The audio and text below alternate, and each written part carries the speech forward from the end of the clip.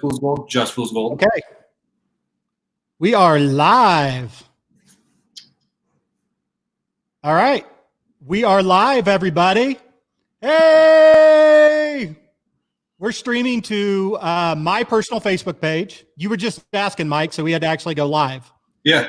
We're streaming to my personal Facebook page. We're also streaming to like 3 or 4 private Facebook groups.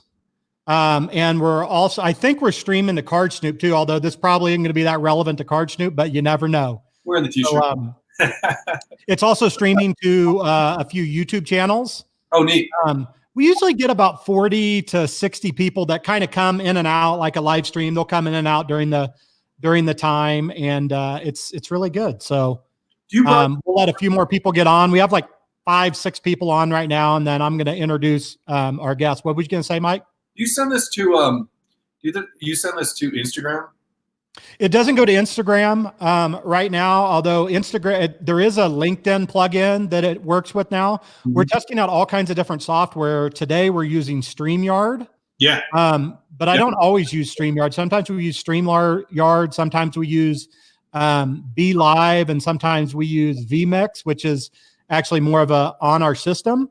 Mm-hmm. So I'm kind of just testing out the different things to see what's going to work best right now. So I'm probably going to wear my headphones today just because I'm going to be asking you questions. I want to make sure I hear you good. So, yeah, okay. So let's go ahead and get started. There's going to be people coming in and out of here. So the first thing is, Mike, sorry to put you on the spot, but I literally asked you this morning if you'd come on. I thought it'd be cool to have a guest today. So yeah, I'm glad you were able to make it. I'm glad to be here. I'm psyched. This is the first live. This is the second live stream we've done. So I'm excited about it, man. Sweet. The first thing, I was actually getting a little nervous you weren't going to show up.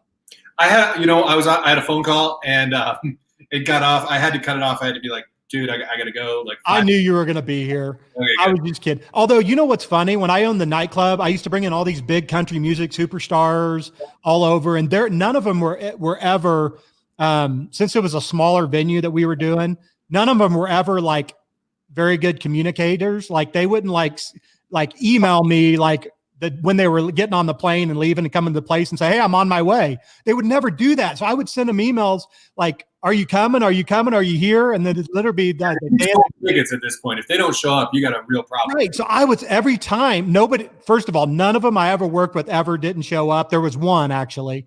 I'm not going to name names.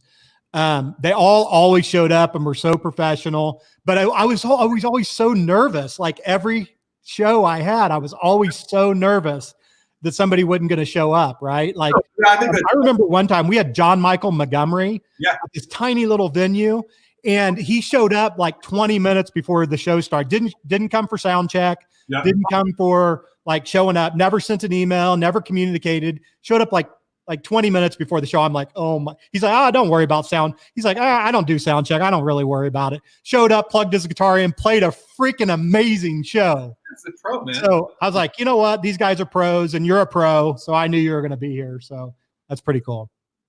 Yeah. So a few more things I'm going to cover, and then we're going to get right into it. We're going to do a pantry raid. Do you know what a pantry raid is? I mean, it sounds like something that I'm pantry. That sounds a little bit like a panty raid, but go ahead. Exactly. Except I'm going to get in your pantries today. I'm more comfortable with that.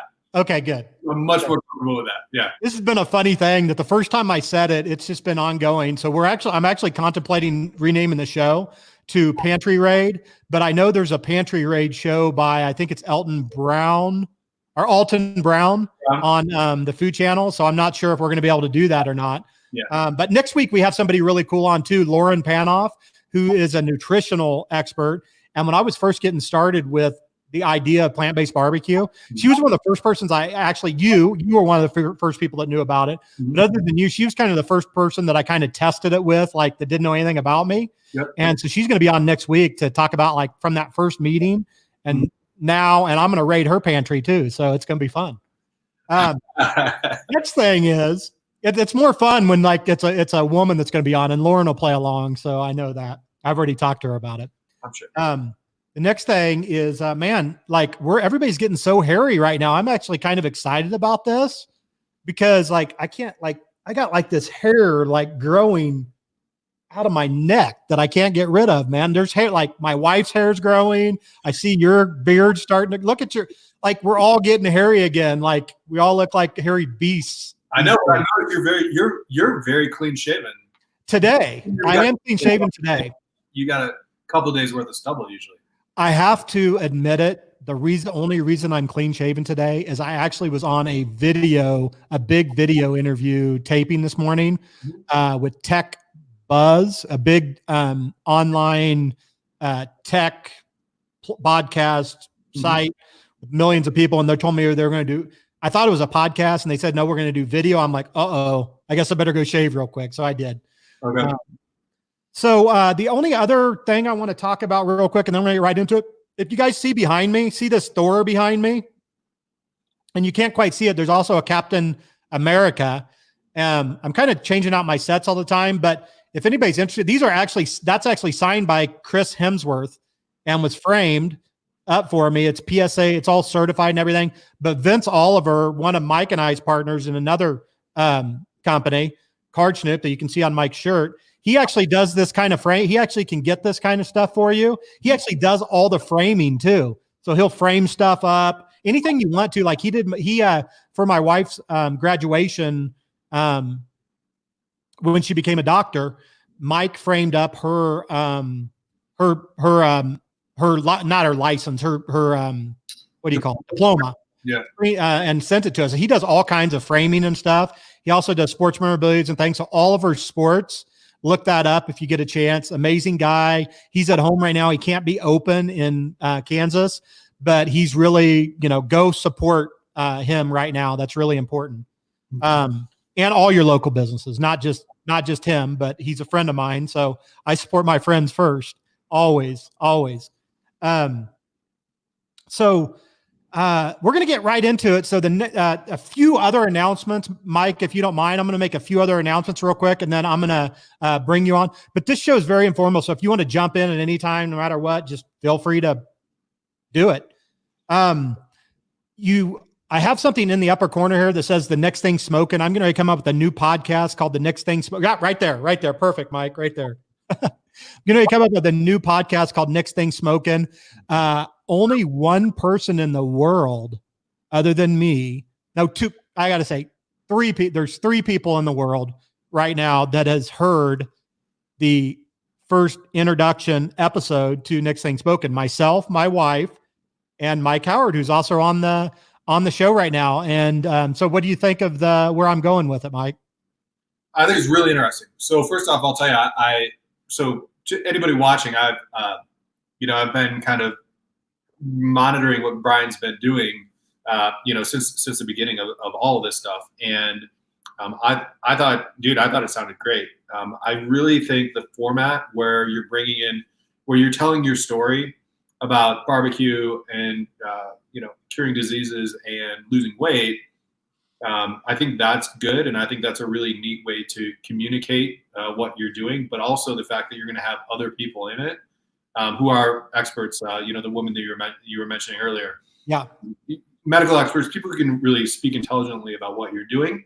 I think that'll give it like a level of depth that'll go deeper than just like the autobiography.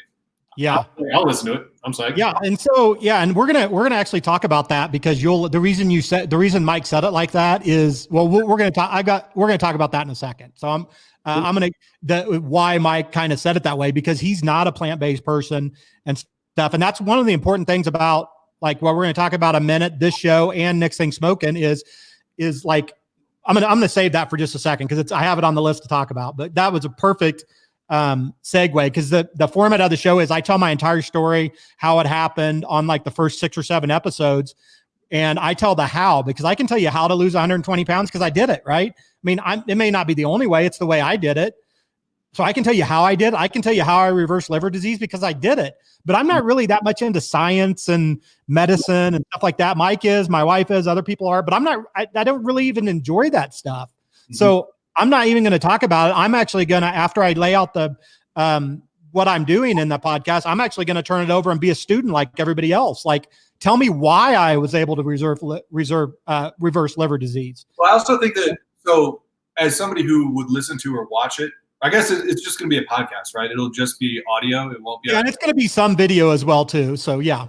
All right. Well, all that aside, so for me, I think it's a lot more interesting when the person who's who's doing the interviewing is asking questions and not presenting. So it would be.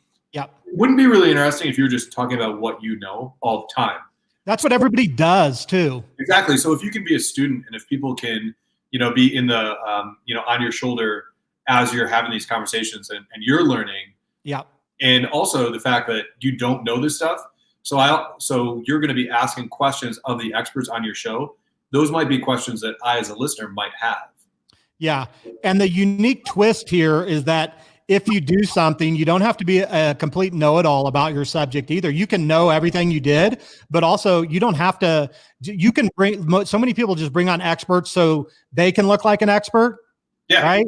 So they can ask questions and then they can interject and make themselves look like an expert, like guilt by association or expert by association. And that's not what this credibility by association. Yeah. And that's not what this show's all about. This is a completely different format that I've honestly never seen done.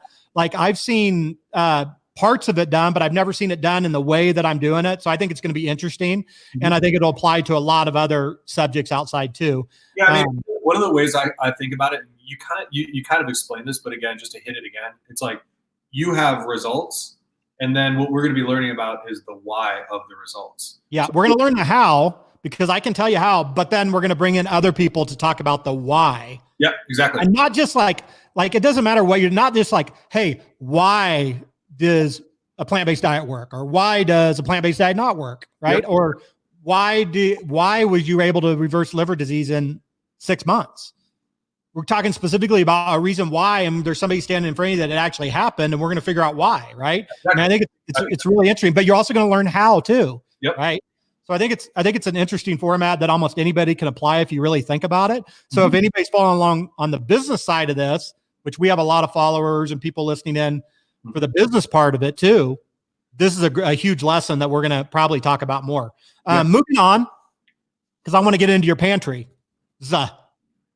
Moving on, Mike was really relevant because he's actually a perfect cue for me on several things here because he's one of my inner circle. So he pretty much in general knows what's going on with kind of everything that I'm doing. And one of the things right now is I am in this magazine, Forks Over Knives magazine, the current episode. I think it's page 52.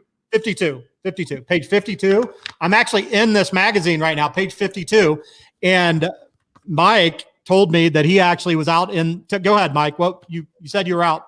Yeah. So I went to, so this is how it all went down. And Brian and I were kind of kidding about me being in a coronavirus bunker here in Denver. Mm-hmm. We'll go through my pantry, which has stuff that I wouldn't some things that I wouldn't necessarily always buy because I try and get fresh stuff generally. But I was like, okay, well, I'm going to buy some vitamins and shelf-stable food. And I went to the there's a store here in Denver, but I think they have locations all over called Vitamin Cottage, which is kind of like it's a half or Natural Grocers / Vitamin Cottage. It's half it's half vitamin store and half regular grocery store. And I was walking, I bought a bunch of stuff and I was walking by the checkout and I noticed out of my left eye the Forks Over Knives. And Brian had told me that he was going to be in it, but I'd forgotten when he said he was going to be in it. So I picked it up, flipped through it, and on page 52, who do I see? But my boy Brian Rodgers. So it's a really neat article, and I don't think that they even told you that it was going to be out. I didn't know when until a few days before, where I got a letter from the editor, an email from the editor for my address because they shipped me a copy. I got it the day before it hit newsstand. Neat. Are you going to frame it or anything like that? Well, actually, my buddy Vince Oliver, who frames stuff. Yeah. So let's put this. Actually, it's going to look like this next time you see it. Let me see if I can do this here. Here we go. Well, yeah, you have to have the cover, but you also have to have the page. Yeah. So Vince does that. Vince will do articles in magazines. He'll frame. He'll say, send me like three copies of the magazine or 4 copies of the magazine or whatever it is. And he'll frame the front cover, like you said, and he'll frame the inside and all that stuff. So yeah, we're going to get that done. So it's on newsstands now. Go check it out. But I thought that was kind of cool. Yeah, very cool. With that said, let's get down to business. Yeah. Well, here's the thing. So if everybody's joining us, I'm going to bring on our guest now. We've been talking, Mike Howard, who you can see on here. One of my inner circle advisors, friends, just in general, business partner in multiple businesses. And we just work together on stuff. That's kind of how I do business. Everybody kind of, we swarm together, we find everybody's talents, and we go, we don't work on every project together. We're working on a lot of projects together. It just depends on strengths and areas and interests and things like that. So I'm going to bring him on. Now, here's the thing. This is the point that I wanted to make that I said we'll get to a little later, Mike, is, and this is valid if you're following us for the business reason, or if you're following us because you're plant-based or because you want to eat healthier or whatever. But here's the point I want to make. I don't bring on, and especially with the new podcast and my show and everything, I don't only hang out in plant-based groups. In fact, I don't hang out in plant-based groups that often. Mm-hmm. I don't really associate that. I mean, I'll go to plant-based groups and I'll be in discussion, but that's not where I hang out and spend my time, right? I don't spend my time around, like, my goal is with what I'm doing with all this stuff is just to get people make a little bit better choices. I went completely plant-based. I believe that's the way it should. I believe that's the best. I believe that's the way it should be, but I don't shove it down anybody's throat. I'm not here to argue with somebody's diet or whatever they eat or something like that. I'm here to lead by example. But here's the thing. If you are trying to get the word out about what you're doing, like plant-based, for example, the people in the plant-based groups are already plant-based. So unless you're just trying to sell them something, right? If you're just selling them a widget or a course or something like that, then go hang out in that group. But that's not me. I'm trying to start this revolution, man. I'm trying to start this whole idea of, and it's not just about plant-based or whatever. It's about making better choices. Yeah. I believe plant-based is the best choice. If you eat my food, whether you're plant-based or not, you're going to love it. I promise you that. I mean, that's the thing that we don't always, you do a good job about it. We don't always talk about it, but dude, the food's good. Yeah. Sorry, like, the food is good. All of the stuff you've given me. And that's priority number one. Yeah. That's priority number one. But if the food's going to be good and it's going to be something that is big and a movement, then you can't just be hanging out with people that already agree with you. And I'm not an argumentative type person, so I don't go to groups to argue. I don't really talk about politics, religion. Yeah. I don't even shove plant-based down people's throat. I just put food in front of them and say, here, eat this and tell me what you think. And they will eat it and tell me what they think. Now, the reason I bring this up is because I'm proving it right now. Mm-hmm. Is I asked Mike to be on the show. Mike's not plant-based. Mike's not anywhere near plant-based. Mm-hmm. Okay. I don't care. I don't care. I'm not going to I'm here to get different perspectives on what's going on in the world. In general, I think everybody wants to eat healthier and be healthier and not have disease, regardless of how they choose to go about that. I think that's in the general consensus. And I know Mike's about that, but he's not plant-based. I just wanted to get that out there. So if there's any plant-based people that are plant-based or vegan or whatever listening to this show, just know that it's not that I'm trying to widen our world view of what we're trying to do here with different perspectives. That's really the overall goal. And so when I get into people's pantries, I want to see what they got, right? I want to see some things they got. I may not eat it, but hey, I want to see how they're living and what they're doing and talk about them. So with that said, the non-plant-based guest. Yeah. But plant-based when he is in my house, I guarantee you that. And he'll eat it plate by plate by plate by plate by plate. Everything I put in front of him is gone. I promise you that. You're an excellent cook. So with that said, Mike Howard. What's in my pantry? What's in your pantry, man? Pantry. All right. So all this stuff basically comes out of here, which is where I put all my again, this is the Corona thing. So I went all in and I bought 2 weeks worth of food. By the way, I've eaten a bunch of it. So I'm probably down to a week worth of food. But anyway, So one thing that I use all the time is olive oil. I cook almost everything I cook in olive oil when I put it on the stove. It's a great, it's olive oil. It's a great way to cook things, right? I don't know what the technical cooking word is for that, but I'll put this. Yeah, I'll put it with my eggs and any meat that I make. One thing that I think is really really interesting is I went to Whole Foods and they have they've got probably 50 different olive oils that you could buy at Whole Foods of different price ranges. And I asked the guy at Whole Foods who's managed that aisle. I was like, hey man, what's the difference? And he said, one thing you really got to be aware of and think about is you will probably want to buy olive oil from the United States because there's actually a whole issue with olive oil fraud, which nobody really thinks about. But in places like Italy, Greece, anywhere outside the United States, they'll say extra virgin olive oil, but how would you really know? So the olives that they put in aren't necessarily extra virgin, or they'll put some extra virgin olives in there and then they'll mix them with a bunch of other non-virgin olive oils.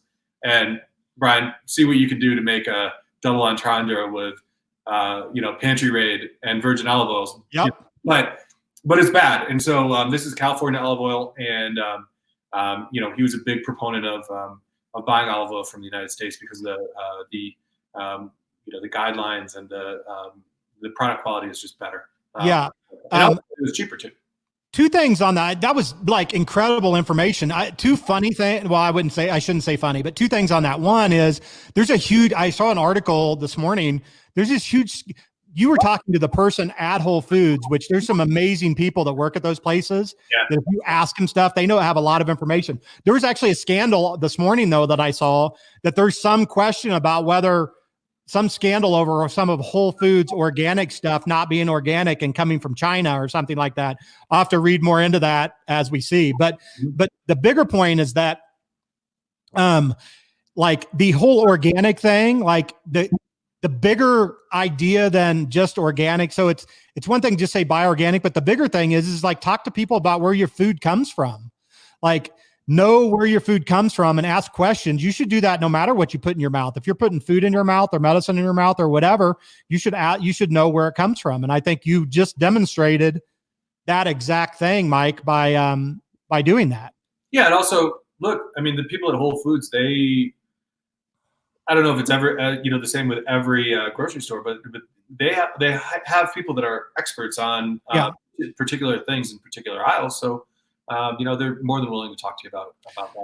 All right. So olive oil is a good one. Now, olive oil, I'll say, if you're following along from the plant-based perspective and the diet perspective that I was on, I cut out all oil when I went plant-based, all oil. I've now added some back in every once in a while. I don't use it that often, but if you use oil, you obviously need to listen to exactly what Mike said and use good oil. So, what else you got?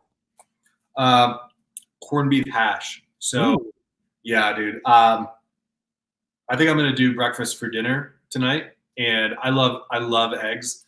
I think corned beef hash is gonna be great. So I'm gonna cook some of that up this evening for my dinner, which I'm jazzed about. That's gross.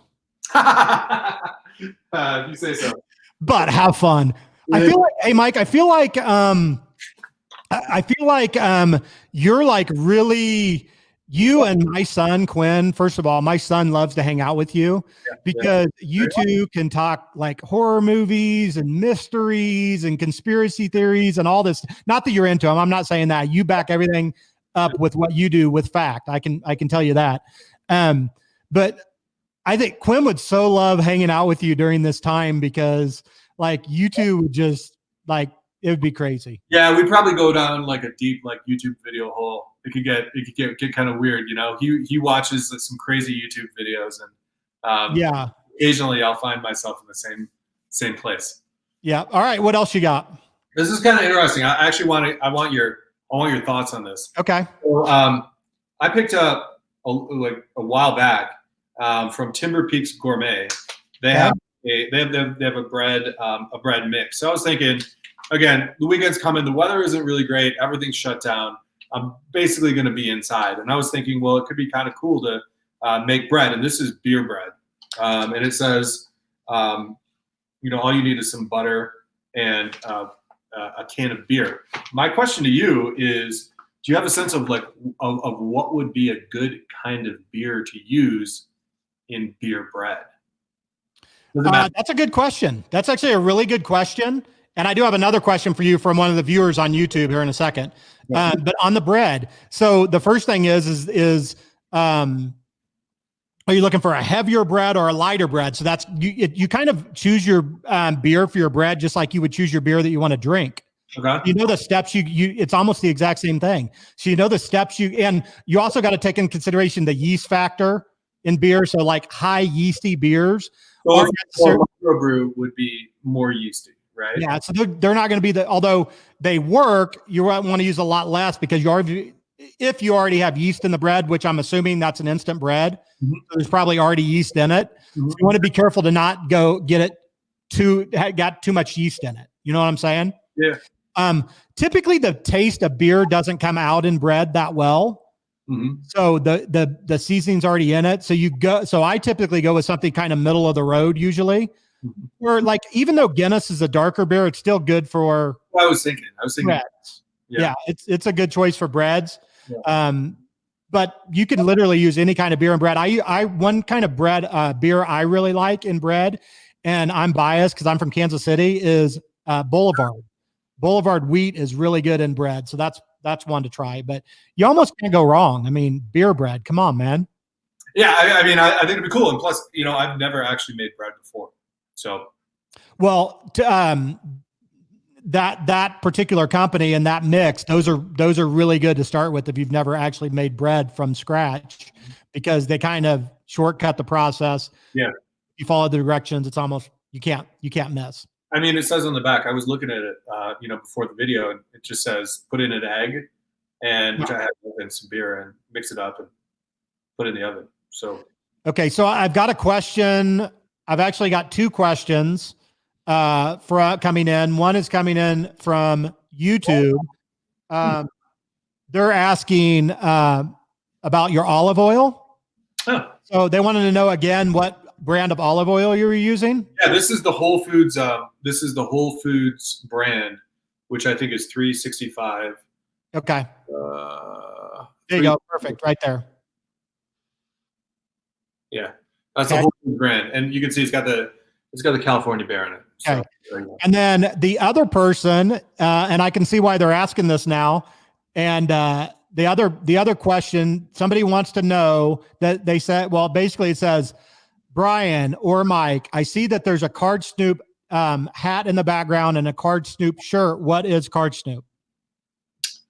Yeah, pretty subtle on my part, huh? To put the hat. Pretty subtle. So good way to get questions to come out. Yeah, absolutely. So, Card Snoop has been around. Actually, we kind of call it a startup, but really we're just launching the second version of it.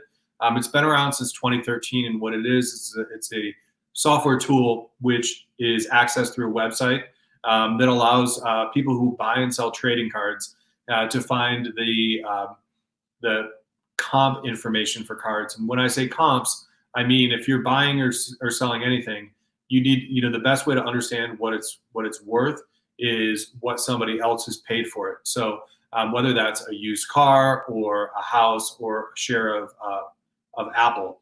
All the way, the way that people understand what something is worth is to look to other sales that have happened previously. And obviously the most recent sale of that same thing is going to be your most accurate comprehensive for the asset, whatever thing you're trying to buy or sell. Anyway, long story short, Card Snoop does that. We are the preeminent software tool for people who are in the trading card space. So that could be baseball cards, which everybody's familiar with, but also basketball, NFL, soccer cards, any kind of card that people buy and sell. Magic, Yu-Gi-Oh! There's so many good cards out there now. Exactly. Well, and one of the things is I manage all of our social media, and we have a ton of people in the United States, but also internationally. Not only are soccer cards big, but also we have people from all over the world who are particularly interested in basketball. It's a very international sport, but also baseball, and to a little bit lesser degree, football. But anyway, that's what we've done. That's what that business does. If you have a bunch of baseball cards in your closet and if you're not active in what we call the hobby, which is where people are doing this all the time. But say you've got a bunch of baseball cards, from when you were younger, in your mom's closet, you can go to CardSnoop to find out how much those cards might be worth if you were to put them on eBay or sell them at a baseball card show. All right.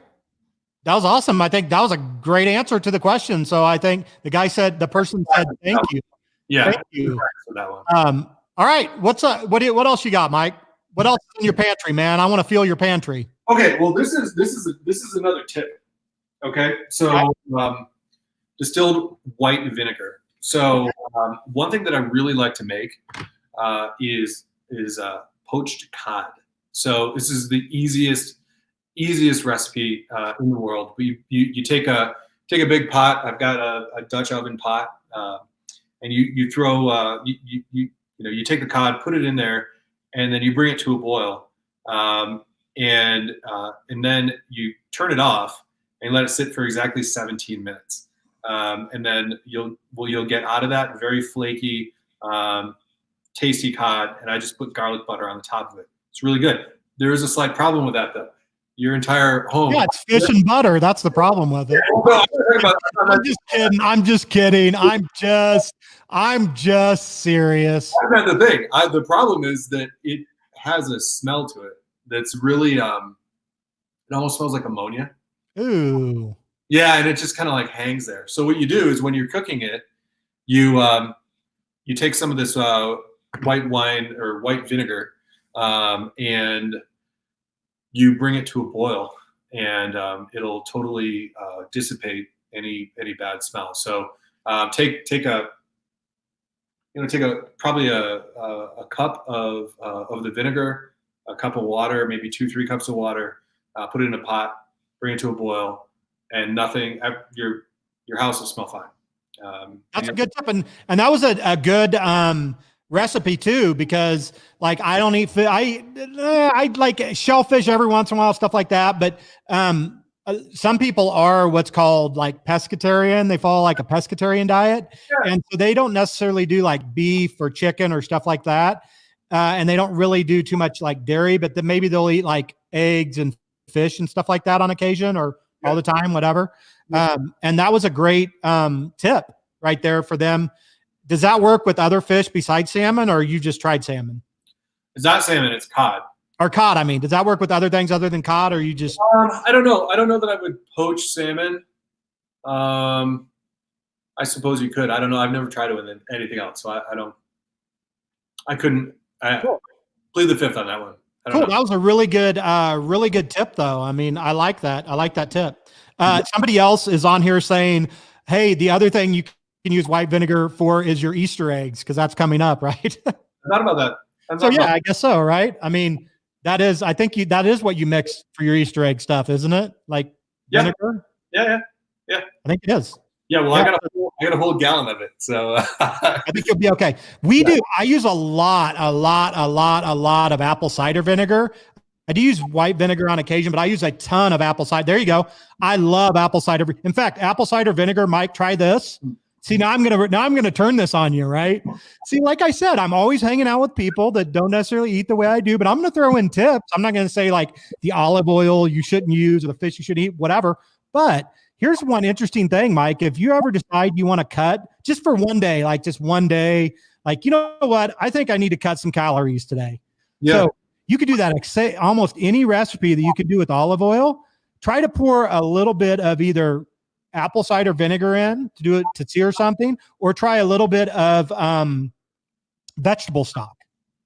Little bit of vegetable stock. Really? Right? So even if you're not looking at it as a way to like not eat meat or not eat dairy or whatever, it's a way you could also cut some calories out of a meal. It might not quite be the same flavor or whatever, but you really aren't going to notice if you say, hey, I'm just going to do it this way today. I'm going to try it once. You know what I mean? Why not try it out? Why not try it? And so I do that every once in a while. Now that on the olive oil, on the calorie wise, you're going to cut, depending on how much olive oil you use. I think a tablespoon of olive oil is 180 calories. I don't know. You could tell me 180 calories approximately, something like that. 130. 130, sounds close. So it depends on your olive oil, but 130 calories per tablespoon. So if you want an easy way to cut 130 calories one day, because maybe you're feeling a little fat or something, not you, but maybe somebody is feeling a little fat, instead of using your olive oil one day, use the vegetable stock and see if you like it. You just cut 130 calories out, and maybe you liked it enough. You're like, you know what? I think I'll just do that from now on. Yeah, no, I think that's why we all hang out, right? That's the essence of like what we've been talking about this entire time. And the reason you don't always hang out with people, even in business, you don't always hang out with everybody that is already loves and knows everything that you know. You know what I mean? Boring to live that way. Yes. So good tip. What else you got? Okay, this is a favorite. It's potato. Oh, I haven't had that in so long, and that sounds so good. Oh my gosh. It's so good and so easy to make. You just boil it and, throw in some marinara sauce. And okay, I got a question about that. First of all, can you show the nutritional on that? This is a little bit skewed because the nutritional value on this can be a little bit skewed because it looks like a lot, but they do go a long ways, and it is starchy vegetables. So you're actually getting potatoes in there. That one's made of potatoes, right?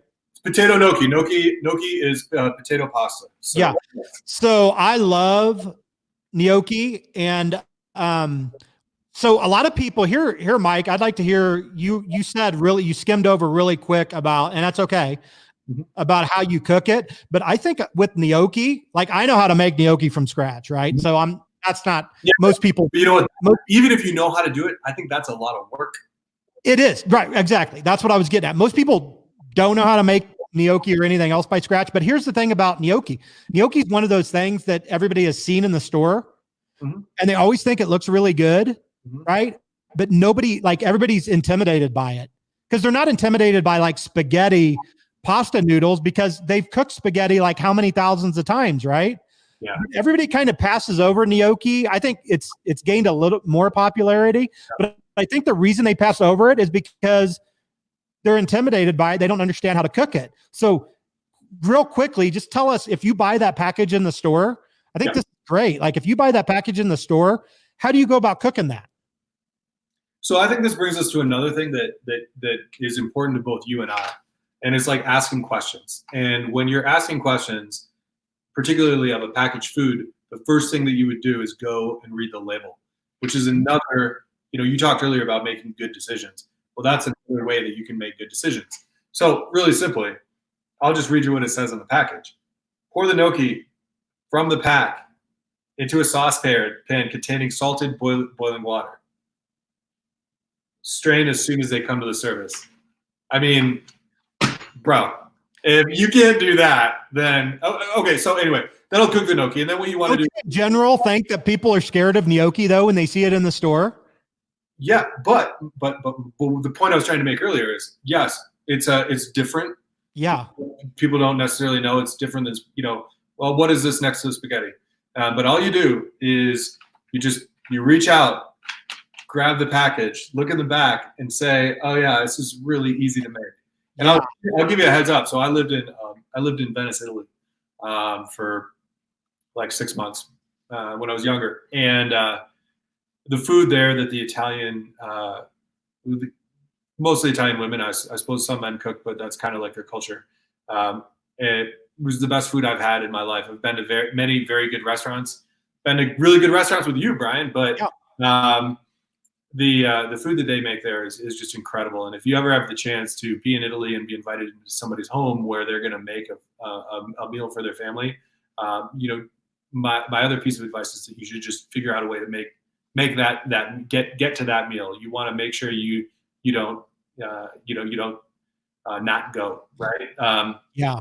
So how much weight did you gain when you were in Italy? I actually lost weight, but Really? because I was That's interesting. I was walking all the time, and I didn't have very much money. So what I would do every day is in the morning, I would eat a blood orange, which they sell on the street, and then at lunchtime, I'd have a small personal pizza, this is all just kind of like low calorie stuff. And then at night, Yeah. my girlfriend and I would make spaghetti. Here's the thing, and I just kind of lost a bunch of weight. And I was also 21, so that helps.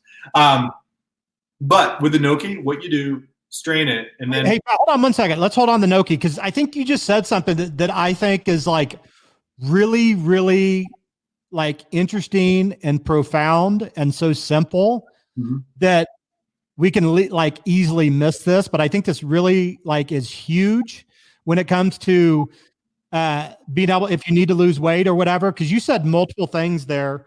And I want to just unpack that for a second, because I think it was really good. Most people, and I did it, when you said I lived in Italy, the first thing and you ate a bunch of really good food, the first thing that I said was, how much weight did you gain? Right. Because here's the thing is that's what going to be the first inclination. Cause it's like Italian food. You're going to eat so much, you're going to like gain so much weight and whatever.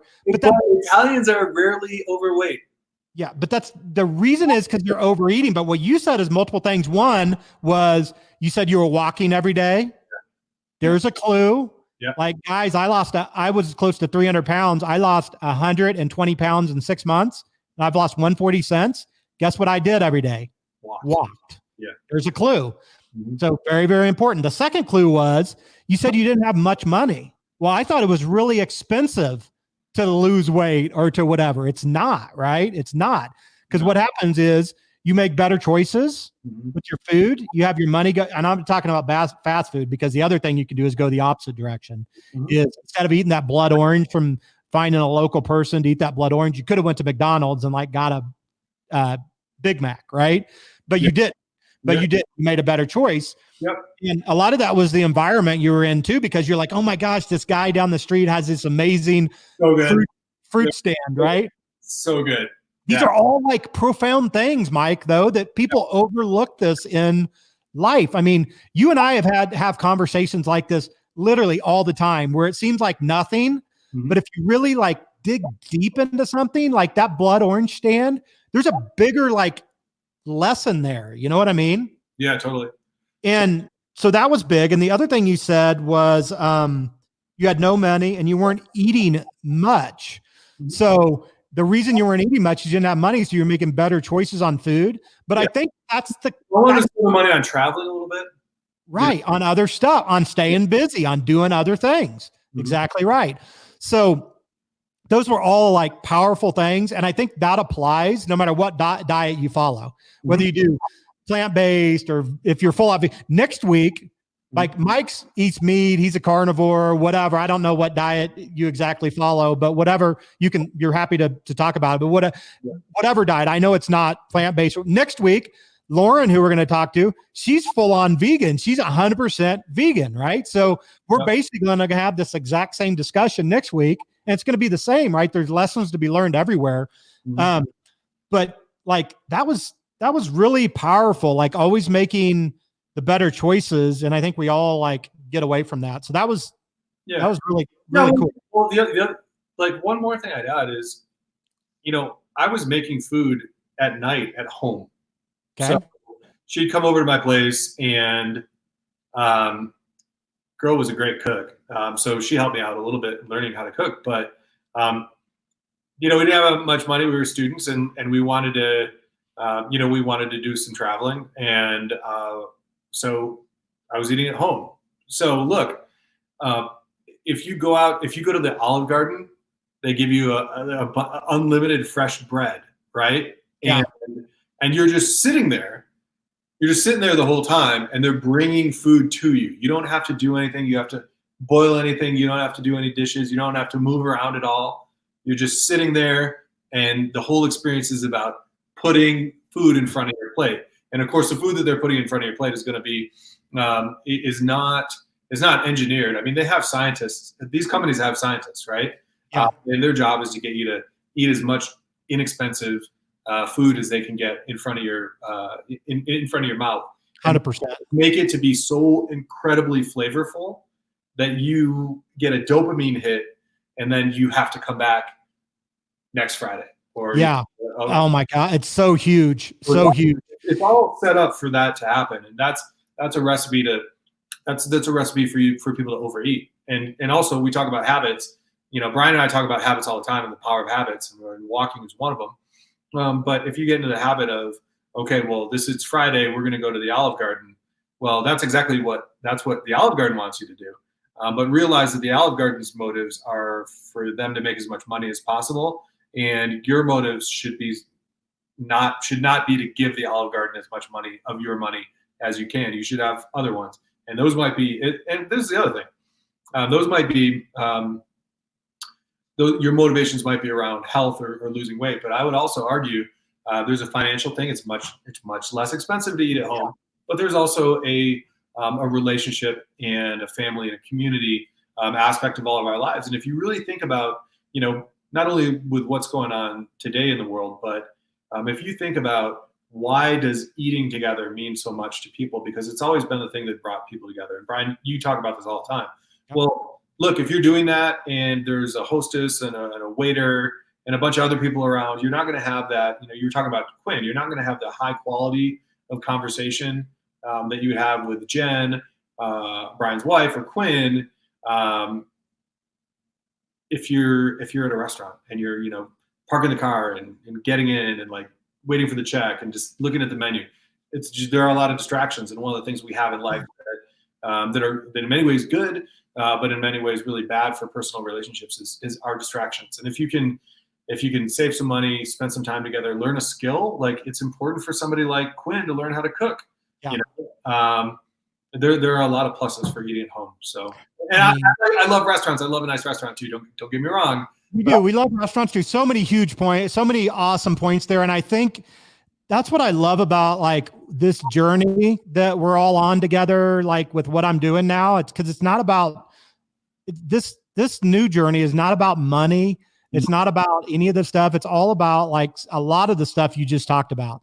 Mm-hmm.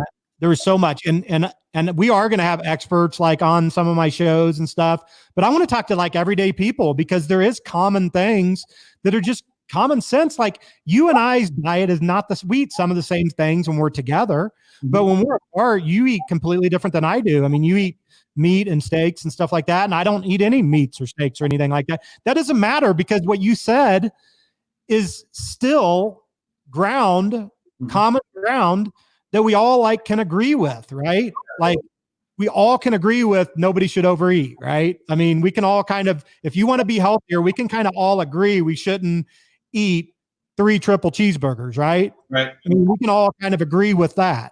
And I think that's like really important and that's the reason why I love having these kind of discussions. This is like what's happening in real life. This is not theory or what your patients are. And I'm not saying that the science and all that stuff's not fascinating when we have doctors and stuff on. That's great too. It's just different. This is like real everyday life, right? This is like what we live. Yeah. And it's so powerful. So powerful. So I want to come back to the gnocchi because I don't want to get away from it, but we got a lot of like comments and questions coming in now. So we must have we sparked something, right? So there's questions and comments coming in. All kinds of things. Martin Wales says men rock in the kitchen. Heck yeah, Martin. Somebody's also saying Michael Amadai is saying great points about weight loss and diet. You can lose weight just walking. Somebody else is saying here, that's so true. It's a lot of it has to do with portion control. I'm trying to look for questions. I'm just reading comments literally flowing in right now. It's funny that you can still eat healthy even in Italy, somebody's saying. You can always find good food no matter where you go, even the Olive Garden. I'll tell you, it's really hard to find good food it's really hard to find like something that's not like hugely calorie ridden at like Olive Garden or like Maggiano's or places like that. I can find something on any menu. Mm-hmm. I don't like, even today, like when I go out to eat with people, and I know you're this way too, Mike, is when people ask me, they know that like I lost all this weight. People always will say, like, if they want to meet me for meetings, not right now because we're not going out, but when we were, hey, where do you want to go eat? I know you do special diets, blah, blah, blah. I'm like, no, you pick a place, you tell me where we're going to eat, and I'll find what I'm going to eat. I don't like change Like, I don't care. So actually, Brian, I would argue not to cut you off Yeah. as I cut you off, but that is also a very profound point, which is this. You have to if you want to be successful at anything diet related, I think it's important to figure out a way that you can do that without changing not only like your behavior, but the behavior of all the people that you love and care about and want to be around. Because if it's a thing like, yeah, I got to lose 100 pounds, but I'm not going to leave my room, I'm not going to go to work, and I'm not going to talk to anybody for 6 months. Well, that's not a rest. That's why I think people, will lose a bunch of weight and then they'll kind of loosen up and they'll gain it all back. Yeah. So what Brian has done here to anybody who's watching is he figured out, okay, well, this plant-based thing is working. How can I figure out a way to bring that into my life as opposed to bring my life into that diet? And I think that's why so one of the things that I think is really important is Brian got the weight off, he cured the diseases, but he's kept it off, right? So what's the science behind that? What's the thinking behind that? And Brian just explained it. So anyway, go ahead. I mean, such a huge point. And you said you figured out a way to bring your diet into your life. I really love that because there's this huge debate going on. This might be in I don't know other diets, but I know it's in plant-based, and I know it's in a lot of weight loss groups, and it's probably in keto and everything else. Yeah. I don't know. I know where you're going with this, but yes. Yeah. And there's this whole diet. Well, what diet are you on? Well, I'm not on a diet. This is my lifestyle. Yeah. Right. And that's okay. Whatever anybody wants to call anything, I have zero issues with. Hey, Mike, if you want to eat, a tomahawk steak that weighs 20 pounds, go for it. Right. That's fine. Good. I'm not going to do that, but that doesn't matter. I'm not going to look down on you for it. But I get people all the time, like when I do interviews and stuff, when I say I was on a plant-based diet, and they're like, oh no, you weren't on a diet. You changed your lifestyle. And I'm like, well, here's the thing. Like I said, I don't disagree with it, but here, let me just talk about this for a second, because, before I've pretty much, I'm just going to say I've pretty much been successful in almost every area of my life, like in business, in finances, in relationships for sure, in all these things. But one area I was never successful at was my diet. I mean, I was close to 300 pounds and I never could figure out well, how can I be successful in all these other areas of life, but not in my diet? Right. So when I did this plant-based thing and lost 120 pounds, I didn't want to change my life. So I love my lifestyle. I love my lifestyle. I liked hanging out with you. I liked hanging out with my family. Everything about my life I liked. I hated my diet. Yep. And I did change my diet. I didn't say, hey, I'm going on a lifestyle. I said, I don't like my diet, so I need to do what you just said. And I've never really heard it said like that, is you brought your diet into your lifestyle. Because most people don't say that. I just made that up, but let's use it. No, but most people don't. But what you made up was really powerful, because most people don't do that. And I think you kind of defined what I'm talking about. Again, I'm not saying, because now I feel like it is a lifestyle now for me, more so than the diet now, because I've kept it off. But when I was in the thick of it during that 6 months, it was a diet. I was hungry. I went to bed hungry. I did. I went to bed hungry, and everybody says, oh, if you're eating a whole food, plant-based diet and all this stuff, you should never be hungry. And that's if you have 120 pounds to lose, you're going to be a little hungry. I'm sorry. I'm sorry to tell you that, but there was times when I went to bed hungry. It just is, right? That just is the case. Well, part of that is that there's a cultural thing around people, for some reason, think that you should never be hungry. Yeah. They think that you should not go to bed hungry. No, the saying is don't go to bed angry. That's a totally different thing. Totally different. You can't go to bed hungry. In fact, breakfast is breaking the fast. So you should, by definition, if you're going to eat breakfast, and I also think that a lot of people shouldn't eat breakfast. That's a whole other thing. But you should go to bed hungry. In fact, if you want to lose weight, that's a great piece of advice. Stop eating at 6 o'clock, go to bed hungry, and wait until 9 or 10 o'clock to eat something afterwards. Okay.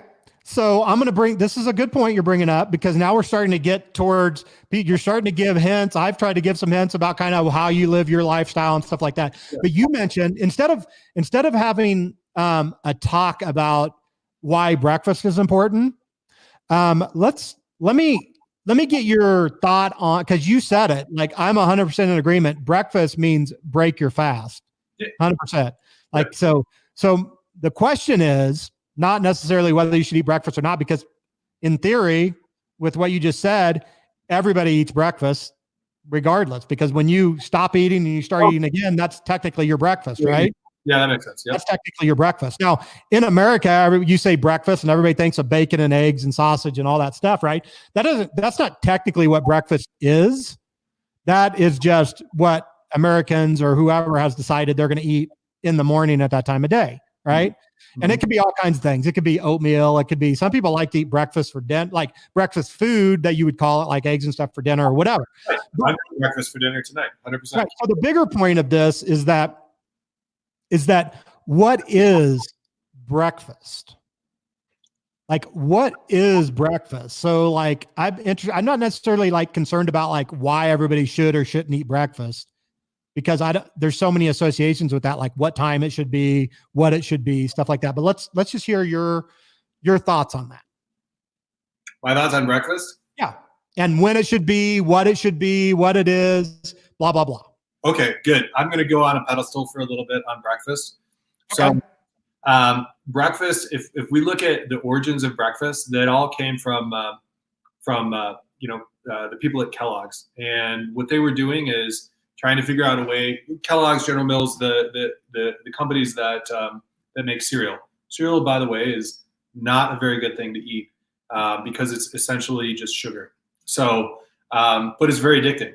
And if you like very addictive Cocoa Puffs, like I have, Brian talks about childhood obesity. I don't have any children, but I think that there's a lot of kids young boys who are being put on Adderall or Ritalin and being called attention deficit disorder. Their moms and dads are giving them a bowl of sugar and then sending them off to school. Well, when that sugar kicks in, their teachers can't control them, and of course the teachers and the kind of the complex that we've built around all this is going to say, well, yeah, Johnny's got ADD, he just can't focus. And one of the things that bothers me about how this whole conversation is framed. So Brian and I are some very big students of marketing, and the way you frame a conversation, whoever wins the frame is going to be the entity that wins the conversation. If we're assuming that a conversation is kind of like an argument, which it is. So the way this has all been framed by the drug companies who make money on selling Ritalin, and by the food makers, the CPG companies. This isn't to say that they're evil, but the fact remains, like Olive Garden, their incentive is how do we make high margin, shelf stable foods that are very low for us to very low price for us to make, and that we can sell it at a premium. Well, what's one of those foods? Well, one of those foods is cereal. And if you tell everybody that that breakfast is the most important meal, and that the quickest way to eat breakfast and make breakfast is to pour it into a bowl, from a box into a bowl, and from a carton into a bowl, then you've done your job for feeding your kids or to be healthy in the morning. Look, that I just don't think that's a thing, right? So I don't think that's. So their incentive is how do we make as much money and how do we annuitize people? So an annuity is something that pays over time, right? So if you get somebody young and they're eating Cocoa Puffs when they're 9 years old, well, there's a good chance that guy or gal is going to be eating Cocoa Puffs when they're 19, when they're 29, when they're 39 and 49. And this entire time they're getting less and less healthy. But again, the people of those companies, really their job is to make money, right? So I don't want to get into any moralizing of any of that. No, that was great. I can 100% attest to what you're saying. Cereal is like one of my bad things. Yeah, yep. I love it, dude. When I was a kid, I used to eat Frosted Flakes like they were going out of style, and I would get then my mom was like, no, we're not going to do this. Cornflakes, fine. I'd get cornflakes, but then we'd have like a bowl of sugar, and I'd take like 2 or 3 teaspoons of that and put it on there. So one other thing that I think is important that we should talk about though is it's kind of like time restricted eating. So if you get up in the morning, the first thing you do is eat. I think that's bad, right? And again, I'm not a it doesn't matter if you're expert or not. I just want to hear. This is what the show's for. Shay, for you to say what you do. Yeah. So what happens is if you eat a carbohydrate, sugar, which is basically cereal, then you're going to have an insulin spike, and then what happens is a couple hours later, you're going to have to eat another sugar-based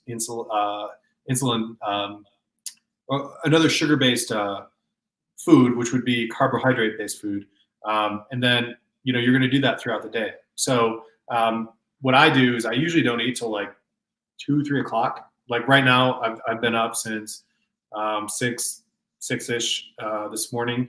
I have not eaten anything, and I'm not that hungry. So I'm not really. I'm just don't do it. I don't think about it. I have a cup of coffee, but I don't eat. Okay, so hold that thought. So what I was getting at, so to breakfast to you is a time thing, but doesn't need to be at first thing in the morning.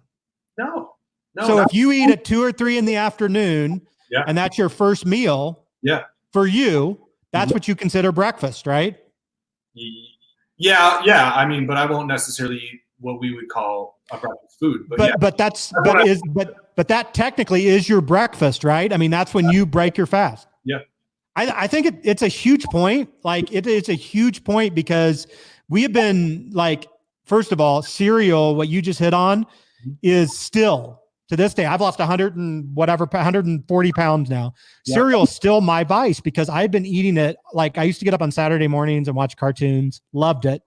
But I would eat bowl after bowl after bowl after bowl of all kinds of different cereal and stuff. But you're eating bowl after bowl after bowl. So each time you're wanting more, but you're never actually getting satiated.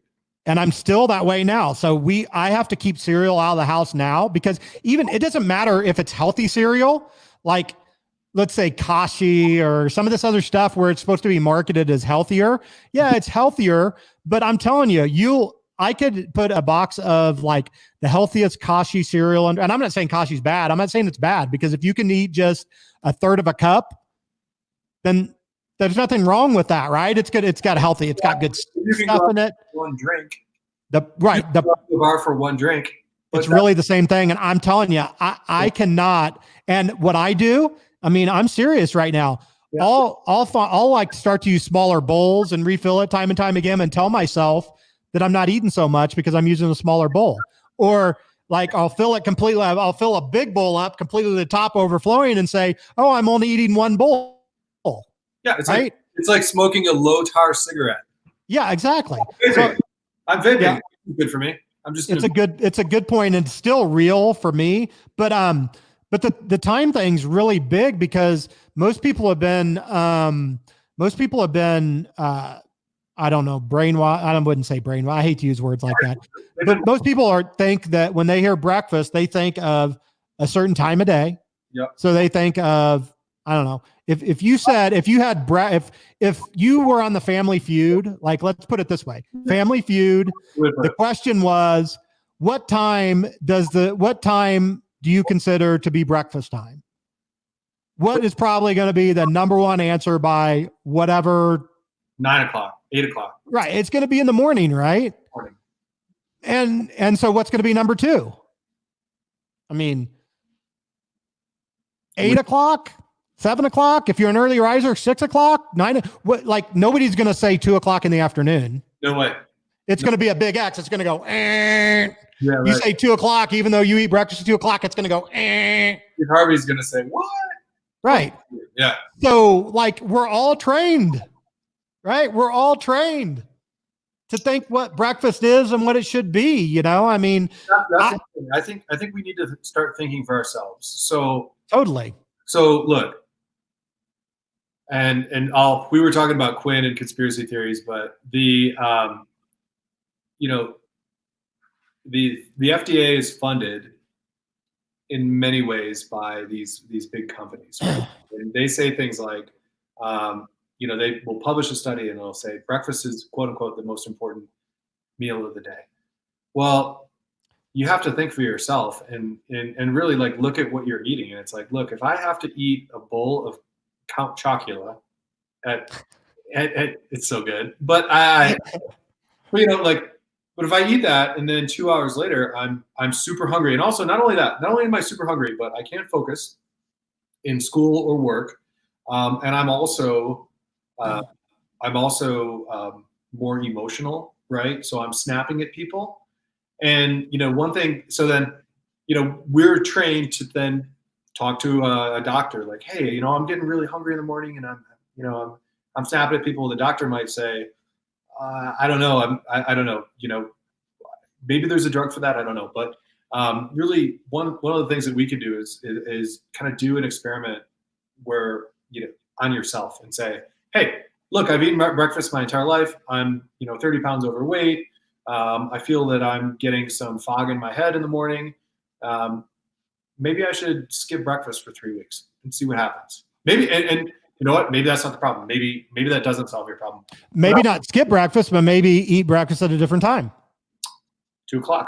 Because remember, breakfast is when you break that fast. It's not necessary. I don't know that there's a great time to eat Count Chocula. No, there's not a good time to eat Count Chocula anytime, but it's so good. It's so good.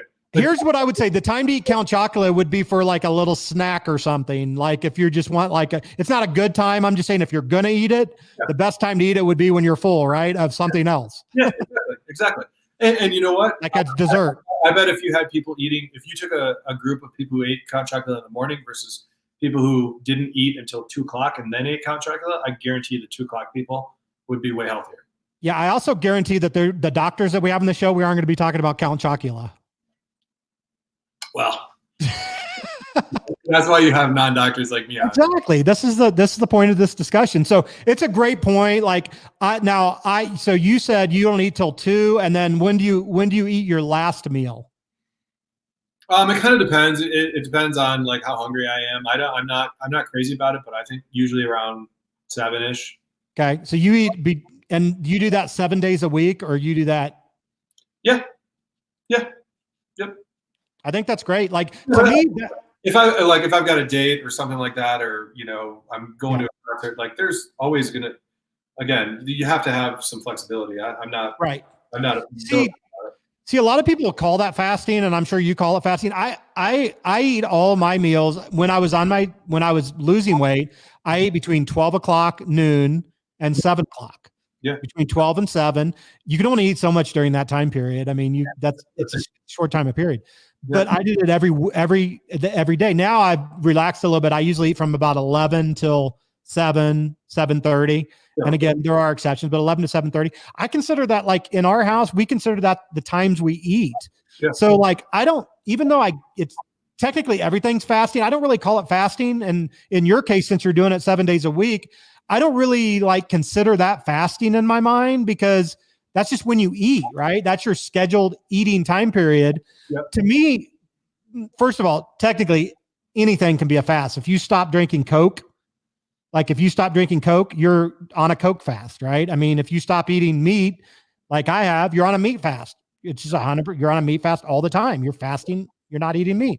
But to me, fasting is more so like the definition. I don't know what the appropriate definition is, but to me, it's more so when you're doing something different, like you're going to eat, and then maybe not do it on Friday or every third day or every fifth day, where it's different. Mm-hmm. I guess it's intermittent fasting. But to me, doing a regular schedule, that's just like your eating schedule. And I think it kind of I think you're focusing on what you're not doing instead of what you're doing when you eat at the same time every day.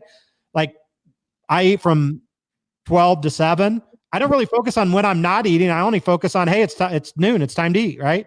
Yeah, and there are some other benefits to it too. It's like if you don't eat in the morning, you can get a lot of stuff done between when you wake up and 2:00. You can get a lot done. And one of the things so my background is in sales, and before I started my most recent company, or actually second most recent company, I was a sales rep, and I would have to take people out to dinner, or not dinner, but sometimes dinner, but oftentimes lunch. And that it was always a 2-hour thing. So you have to get to the restaurant. You're going to spend about an hour eating, and then you have to get back to your office or in front of your computer, wherever you need to go to do work. And then I also found that if I'd eat at noon, I'd be needing a Diet Coke or a cup of coffee around 2:30 because I'd then be tired. So luckily, I don't have to do that, and it's very, I don't want to complain. It was a cool job because I got to go out to nice restaurants all the time for lunch, but it always ended up being like a 2-3 hour thing. And if you can not do that and spend your time more productively, then there's also a benefit to be had there too. I agree 100%. So that's probably it. Speaking of a 2-hour thing, we better start wrapping this up. We're over an hour. We typically try to stay at an hour, but I think we're going to wrap it up here, unless is there anything else that you want to add, Mike, real quick? Or no, I don't have anything to add. If you ever want to in any way get a hold of me about Card Snoop, hit us up on any of the social media sites. So Card Snoop on Facebook, at Card Snoop on Twitter, and we're Card Snoop Shop on Instagram. Yeah, and if just get a hold of Mike in general too, because he also, there's a lot of business people that are following this. If you need help with some consulting work or stuff like that with your copywriting or sales process or sales funnels or anything like that, then if it's the right situation, I'm sure Mike would be able to help you with that stuff as well. So absolutely. All right. Thanks for having me. Thanks, buddy. We'll talk to you soon. Take care, everybody. We'll see you next week. We have Lauren Panoff, the Denver nutritionist, vegan extraordinaire, who I love. Next week, Lauren Panoff. I can't wait to raid her pantry. Here we go. We'll see you next week. Bye. Bye. Yeah, bye.